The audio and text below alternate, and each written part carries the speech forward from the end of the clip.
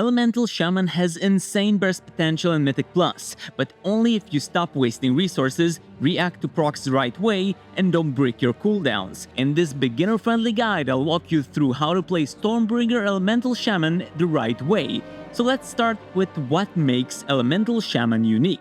Elemental Shaman is a ranged DPS spec built around Maelstrom management, reactive procs, and burst damage that feels incredibly fluid once you understand its rhythm. At the core of your kit is Maelstrom, a resource you generate with spells like Lightning Bolt, Lava Burst, or Chain Lightning. You'll spend it on powerful spenders, Earthquake for AoE, and usually Elemental Blast for single target. Earthshock and Elemental Blast are on the same talent row, but for Mythic Plus, I strongly recommend Elemental Blast. And this guide assumes you're using it. Unlike in raids, where Farseer gives you free Elemental Blasts through Ancestors, you won't get that in Mythic Plus. So if you want the powerful stat buff from Elemental Blast, you need to cast it yourself, and it's worth it. Because of your mastery, Elemental Overload, your generators can randomly cast again for free. Your Lightning Bolt, Lava Burst, Icefury, and Chain Lightning have a 15% chance to overload, dealing 25% of their normal damage and generating a bit less Maelstrom, but still giving you more value per cast. You're constantly adjusting mid-combat, which makes the spec feel dynamic, fast-paced, and satisfying to play.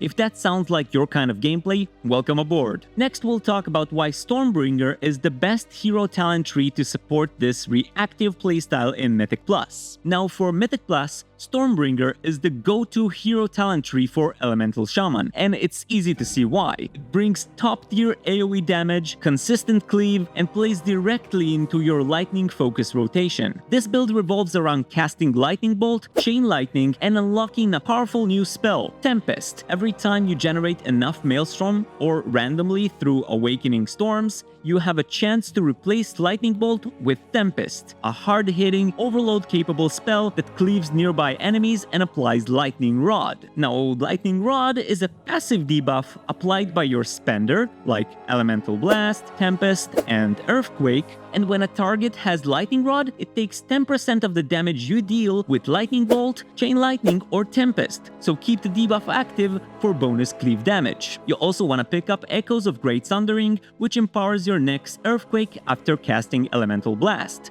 boosting its damage by 140%. This lets you turn Earthquake into a spell worth casting even in single target. Here are some talent highlights from the Stormbringer Talent Tree. Supercharge and Electroshock are staples, giving you strong overloads and smoother mobility. Nature's Protection is the best defensive pick in every situation, offering more reliability than Surging Currents. Storm Swell and Lightning Conduit are generally avoided, as their benefits are inconsistent or disruptive. And finally, while not exclusively part of the Stormbringer Talent Tree, it's worth mentioning the talent Storm Elemental, which replaces Fire Elemental and fits perfectly with Stormbringer. While it's active, every cast of Lightning Bolt, Chain Lightning, or Tempest stacks a haste buff up to 16%, letting you blast even faster during big pulls. Coming up next, we'll break down how all of this flows together in your rotation and priority system. Elemental Shaman doesn't follow a fixed cast sequence. Instead, you operate off a priority system, where your decision depends on what's available, what buffs you have, and how much Maelstrom you're working with. It's not about memorizing a rotation, it's about understanding the logic.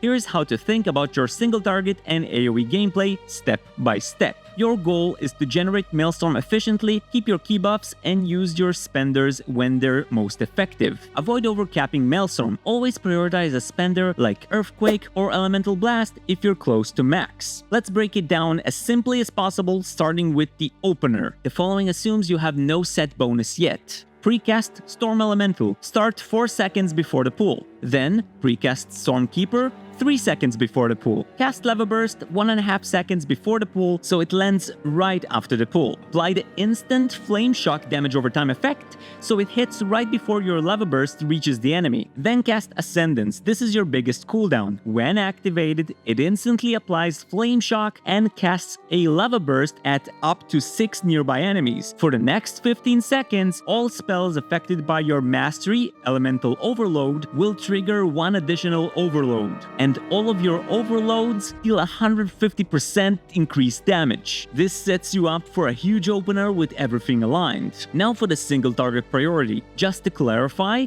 This isn't a cast sequence, it's a priority list. The first priority is Storm Elemental, always use it on cooldown. Then Stormkeeper, ideally use it before Ascendance for empowered and instant lightning bolts that overload more. The next priority is Ascendance, use with major cooldown, it supercharges your overloads and guarantees lava burst procs on flame shock targets. The next priority is Elemental Blast, prioritize casting this right before Ascendance ends to ensure it overloads with the damage boost. It hits hard and benefits a lot from Ascendant's increased overload power. The next priority is Flame Shock if it's not active or has less than 6 seconds remaining, because it's required to trigger Lava Surge. Without it, Lava Burst can't be cast instantly. Then the next priority is Tempest if Master of Elements is up. Tempest also applies Lightning Rod and hits hard, especially when buffed by Master of the Elements. That passive triggers whenever you cast Lava Burst, increasing your next Nature, Physical, or Frost spell by 15%. That's the reason why we try to use Lava Burst right before spells like Tempest, Elemental Blast, or Earthquake, so they hit even harder. The next priority is Earthquake, but only if the Echoes of Great Sundering buff is active. This might be surprising to some, but even in single target, it's worth pressing with the Echoes buff. The next priority is Elemental Blast whenever you are less than 15 Maelstrom from capping or when Master of Elements is up. And then the next priority is Icefury, but remember to consume each of the Fusion of Elements buffs before you cast it again. Fusion of Elements is a passive that activates after casting Icefury. Your next Nature and Fire spells each consume a hidden buff, and once both are used, you automatically cast an Elemental Blast at your target at reduced power. Then the next priority is Lava Burst if Flame Shock is up, but Master of Elements is not up. Then Lightning Bolt if it's empowered by Stormkeeper, otherwise Lightning Bolt as a filler Maelstrom generator, or Frost Shock as it's mainly used to consume Icefury procs or while moving. Now that we have completed the single target priority, we'll move to the AoE priority. AoE as an Elemental Shaman is about spreading Lightning Rod and weaving in empowered spenders. Here is how you approach multi-target pulls. As with single target, we'll start with the AoE opener, and it's quite about the same. You precast Storm Elemental, then you precast Stormkeeper, and then Ascendance. And that's it, that's the opener. So now we'll continue to the multi-target priority, 3 or more targets. The first priority is just like in single target, Storm Elemental, then Stormkeeper, and then Ascendance, just like the opener. Then the next priority is Elemental Blast if the Echoes of Great Sundering buff is not on, and then Earthquake if the Echoes buff is up. This is big AoE damage, so don't sit on this. The next priority is Tempest. It's strong AoE, flies Lightning Rod, so use it as soon as possible. Then you want to consume the Fusion of Elements buff from Icefury. Do not cast Icefury again before you consume its Fusion of Elements buff by casting one of these spells, Elemental Blast or Ascendance. Then you would use Chain Lightning as a Maelstrom generator and an Overload enabler. If you're moving, cast Frost Shock. Otherwise, use Lava Burst if you have a Lava Surge proc while moving.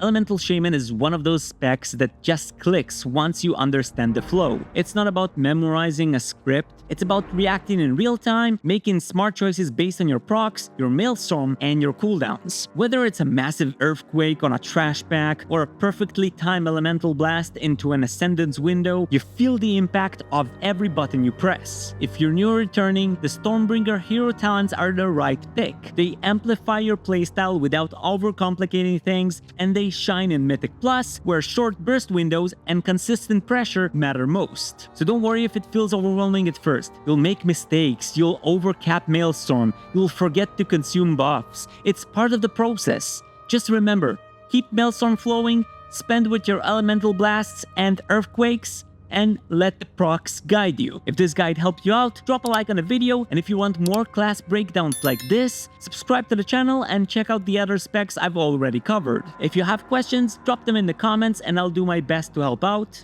As always, I want to thank you all so much for watching, and I'll see you next time.